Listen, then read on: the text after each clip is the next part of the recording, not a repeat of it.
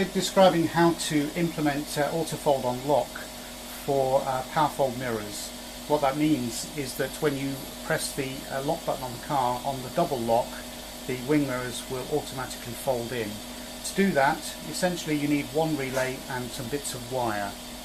So we describe how to do this in this how-to. Initially we need a standard automotive 20 amp 12 volt relay. The schematic for the relay is usually shown on the side, and all we need to do is match the numbers up to the pins underneath to describe the function. And the way that we do this modification is to use 6.4mm red crimp terminals like that, put some wire on, stick them on the terminals and then terminate the wire. The first wire that we're going to attach is the plus 12 volt wire to pin 2 on the relay. We're going to take pin 1 to earth. Now on the gem we have 5 plugs. The wire that we're attaching to is the left handmost plug, and it is the 4th wire in from the left. It's yellow and black, and all we do is splice into that, and we take 12 volts from here onto pin 2 of the relay. When the lock button is pressed for the second time, 12 volts appears on this wire, and we switch an earth from this relay contact here, pin 5, through to pin 3, and that then will activate the powerfold module, and we'll describe that in a few moments. But first of all we need to create our first piece of wire with a terminal on it. Here's one I prepared earlier. I have just over 1 meter of wire, essentially enough to run behind the heater control panel through to the driver's side footwell, and this will all come together shortly, but at the moment I'm just building this up on the bench so that it makes an easier installation when we get to the car. Here we see pin 2 attached, which is the plus 12 volt side to the relay. The next thing we're going to do is attach an earth lead onto pin 1. Pin 1 is shown at the top here. What we do is loop the earth onto pin 5. Pin 5 is a switched earth, so we don't want to use pin 4 because that all relays are shown by convention in the de-energized state, and as we can see the armature is over on pin 4. We don't want to automatically pass an earth through in the de-energized state. We only want to pass the earth when the relay is energized, i.e. when the lock pulse is present.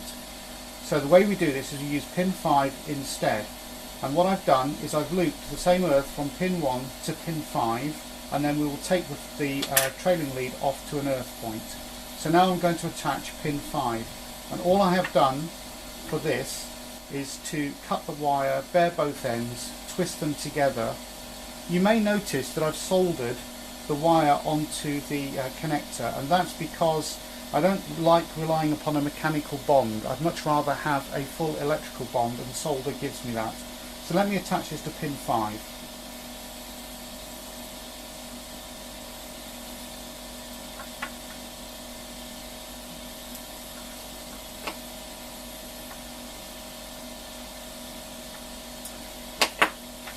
You may acquire a relay that has pins 30, 87, 87A, 86 on, but the schematic will always be the same. It doesn't matter what the pins are numbered, it matters what the pin's function is.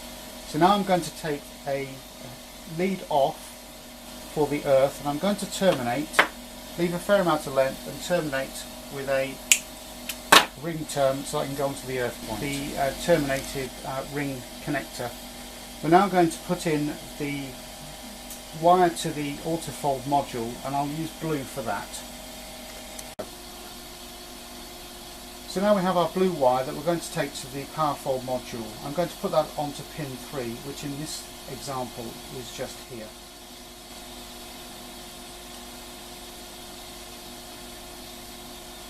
That completes the wiring for our module. We just need to terminate onto the Autofold module itself, terminate the earth to the earth point, and then run the yellow wire through the bulkhead, sorry, not the bulkhead, through the behind the heater controls onto the gem outlet. Right, that's that. Now, so we need to remove the glove box in order to get access to the Powerfold module. So the first thing I'm going to do is take the glove box out. And for that we need a T20 Torx screwdriver to undo the top screws here.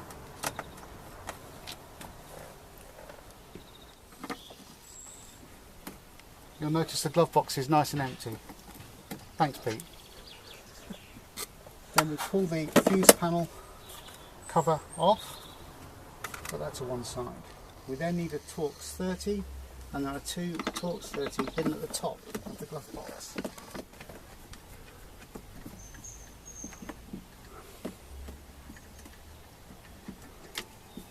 That's one. This is best done by feel.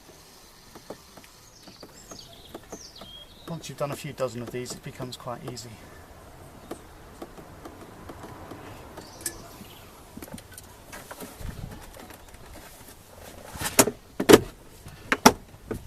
That's now loose. We undo the 3 screws underneath.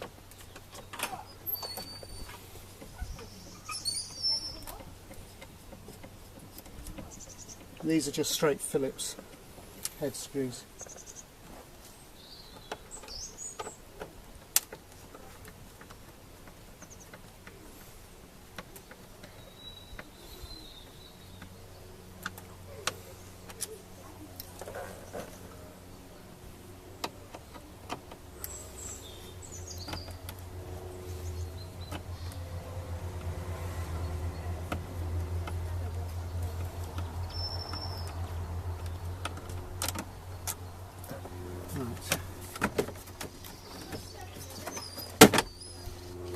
Glove box out.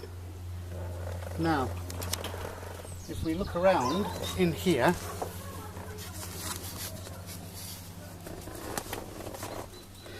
there we see a slightly an earlier style fuse panel.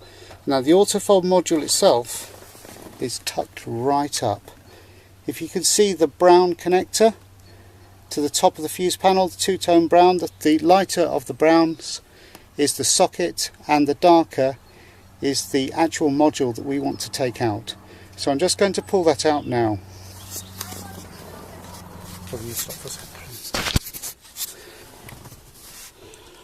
Here we can see the Autofold module disconnected. Well, sorry, not disconnected, unplugged. So you may need to use one of these tools to pop the bracket off. So I'm just going to unplug the Powerfold module. You may need to remove this relay first. I'll just show you that relay first to get access to the securing mechanism, securing tab for the Powerfold module socket. We have Powerfold module in our hand. It's not a relay, it is a module. It has a timer and a delay inside it. Underneath, all the pins are numbered. The one we're interested in is pin 2, which is this one here. And what we're going to do is tack the blue wire, the switched earth, to this pin. There's two ways of doing it. You can either wire into the car harness, which is quite difficult because of the physical location of the socket, or you can attach a wire directly to this module here, and that's what I'm going to do.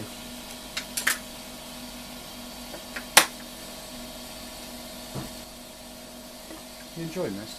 Yeah.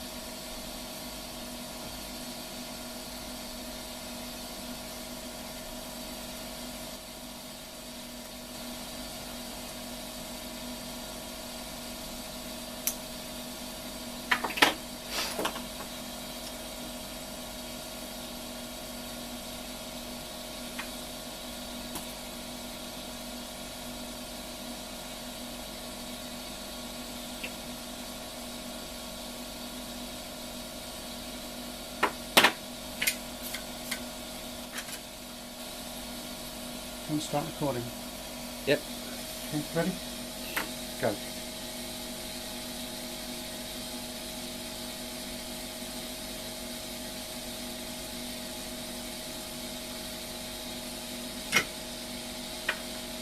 There, we see the wire attached. The next thing we're going to do is take this out to the car and do the rest. To access the earth point, which is behind here, we need to take off this cover strip here, pull the weather strip off the door, then we can access this panel here. So let's start that now, hopefully without breaking the lugs.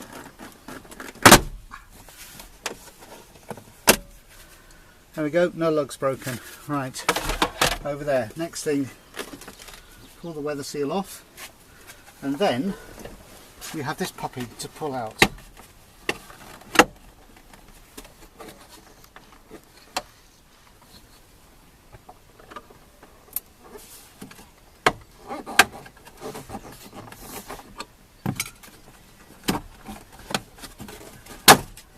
There we go. And we're going to use this earth point here, which is an 8mm bolt on a ratchet.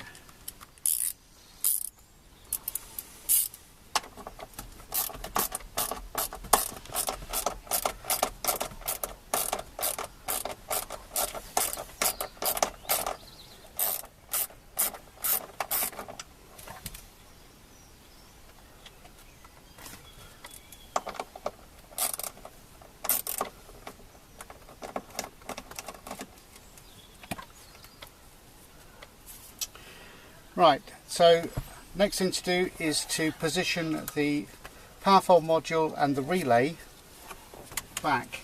So we prepared the environment for it. Make sure we have the orientation correct. It goes in there, like that. Remove the relay to provide access, and we push the module up and locate the pin, which you can't see. If I take the camera,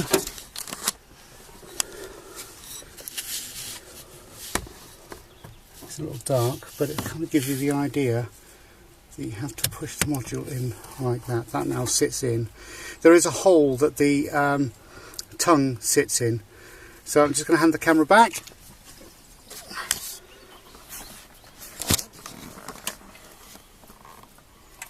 Replace the relay,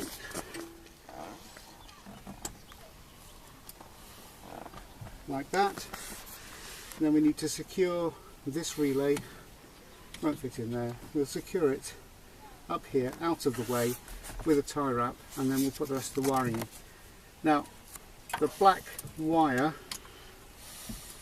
comes down and onto the earth point. So let's put that back in. And I'll sort the relay out in a second. And hopefully we can edit out the relay falling. But anyway, here we go.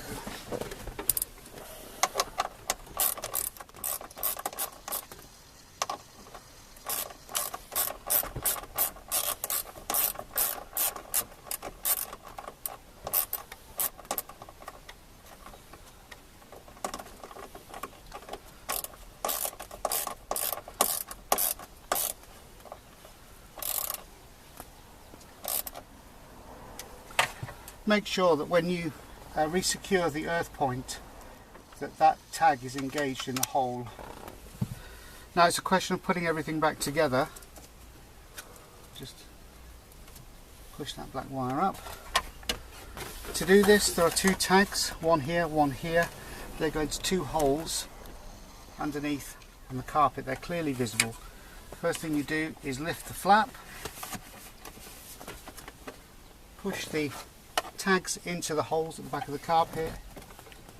Make sure that both of the lugs are engaged.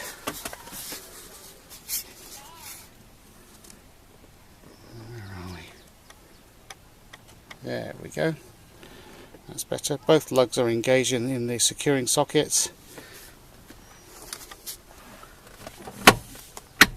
Push them into place. Put the weather sealing strip back on, pushing it firmly into position. And then put the cover plate back on, making sure that you align the tags with the holes. Job done. Right, we're done there. Here you can see the relay secured onto the framework that secures other plugs and sockets. It's just a convenient place. Doesn't have to go there, can go anywhere, just so long as the terminals don't touch any metalwork or short out. Here we can see the gem as fitted to the car, and the wire that we want is the fourth from the left, the yellow and black.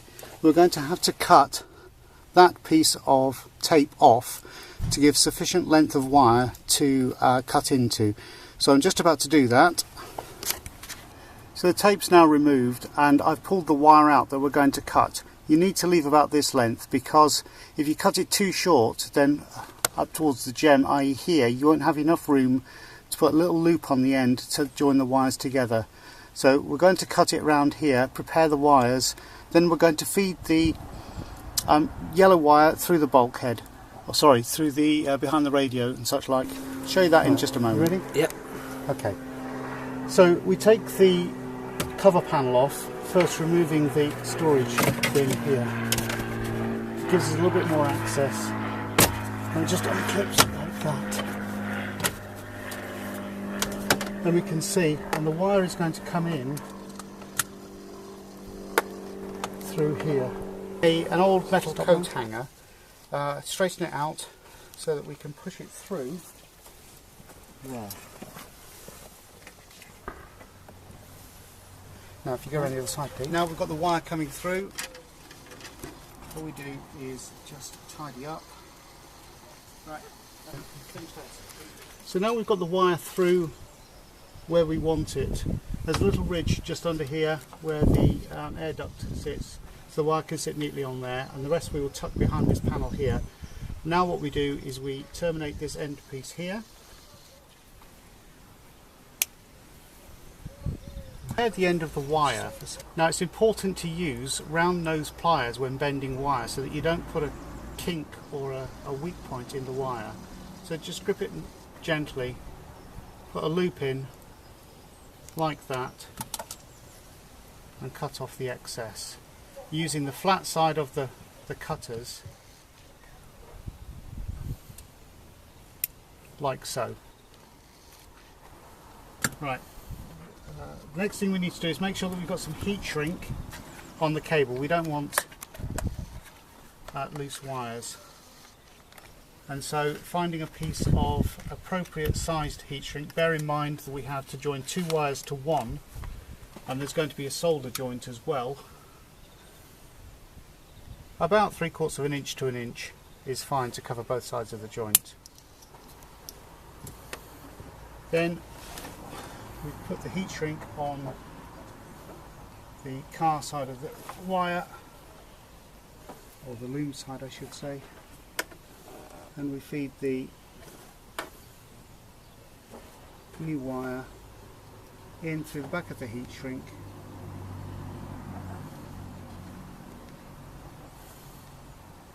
And we push the heat shrink as far back up the wire as possible to stop the heat from travelling and shrinking it prematurely. We end up with something that looks a bit like that. So we can see two wires, a piece of heat shrink. That's the wire that we're going to join to. That's the fourth one in from the left on the top row of the left hand plug. So I'm just going to mechanically bond them, and then I'm going to put a bit of solder on to join them together, slide the heat shrink over the top, and then it's pretty much job done.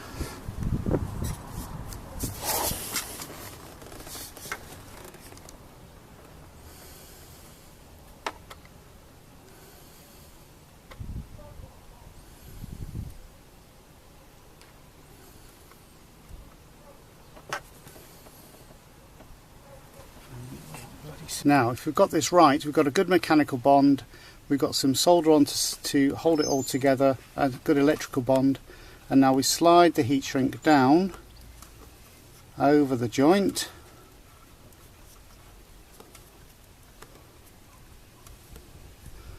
like so, and then, because I've done this before, I'm going to use the back of a soldering iron to close that up so that it forms another mechanical bond. So whilst holding the camera, put the back of the soldering iron in there and do that. If you haven't done this before, be very, very careful. Don't hold the soldering iron in one place for any great amount of time, because you will burn through the heat shrink and other cables. Right, I'm now going to check that that is right. That actually looks about right. So there we go, job done. Now if we've got everything right, this is what happens. Single lock, double lock, unlock, double unlock. Job done. Right, you ready? Yep. Okay.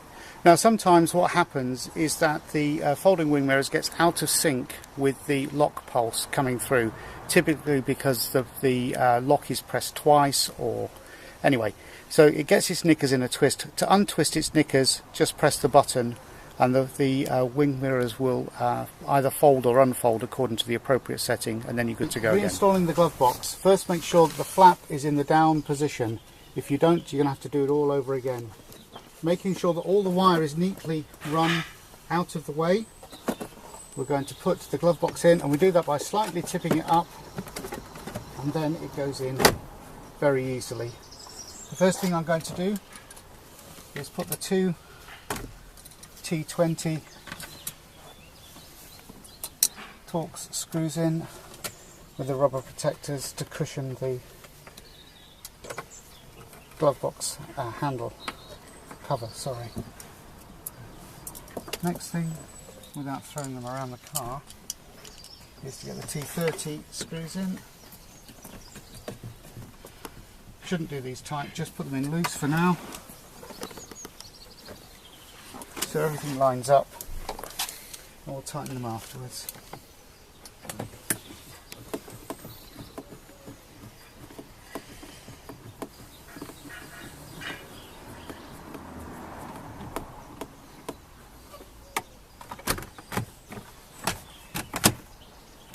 And fold the flap up. Now, there are holes that we don't use. We want this one, and this one here. Don't try and put screws in here, because they won't fit.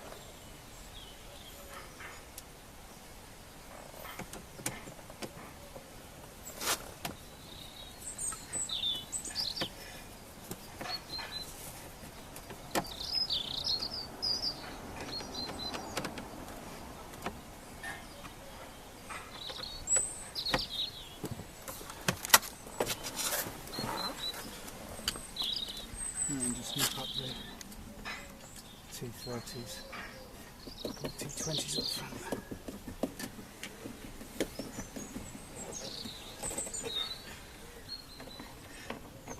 And just need to put the fuse panel cover back here. And then put all the rubbish back in the glove box, Pete. And then right. we are, the fuse panel cover goes in more easily if you engage this lip first. So it's that kind of motion, a scooping kind of motion, pushed in place.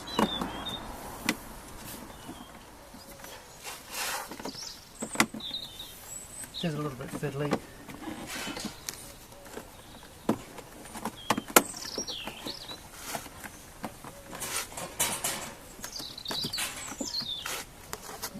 There we go, job done.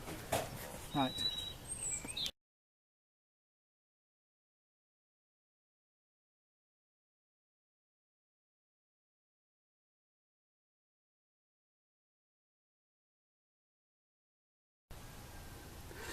As a bonus for Pete, we're going to unclip his auxiliary power connector, and for those that are unfamiliar of what this does, this has a permanent live and an earth feed automatically enabled by default from the manufacturer, but there's also a switch live by which we enable by putting a relay in. I'm just going to show you where this puppy is located, because it is really quite hard to get at. So if we look into the fuse panel, in fact probably easier up here. Now bear in mind I can't see the face of it from there, but this bracket here, we need to unclip that with a pair of pliers to disengage. This is the accessory power connector that we've just unclipped from the tubular cross member. The bottom connector here is earth. This one here is permanent live, and this one is switched live. We access them using our 6.4mm red terminal, and what we do is we put the flat back so that it's positioned against the center of the plug. You can see that. And then for the others, we orientate the red terminal that way, and again for the permanent live, that way round. We always keep the flat to the center bar. One further thing to note: when pushing the terminals into the accessory power connector, there should only be about 1 millimeter of the end showing from the end of the plug here, so it goes all the way in that far. On cars before 2004, the accessory relay is situated in the engine bay. For cars later than 2004, it's situated on the passenger fuse box. So we're just going to put this relay in now, and this will enable the switched live on the accessory power connector with the ignition turned on.